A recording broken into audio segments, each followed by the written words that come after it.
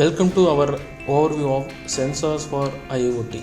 IIoT applies IoT technologies to industrial processes such as manufacturing, logistics, energy, and agriculture. Let's explore the essential role of sensors in these systems. Sensors are the backbone of IIoT systems. They collect data from the physical environment and send it to the cloud or edge device for analysis and actions.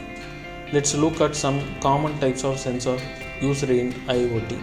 Temperature sensors measure the heat level of a device, a machine or a ambient temperature. They help monitor and control optimal operating condition, prevent overheating and detect anomalies. Pressure sensors. It is used to measure the force exerted by a fluid or gas on a surface. They help monitor and control the flow rate, level and quality of liquid and gas in bulbs, tanks and valves. Vibration sensors measure the frequency and amplitude of a motion of a device or machines. They can help monitor and diagnose the performance of a rotating equipment such as motor, pumps and all the rotating objects. Thank you.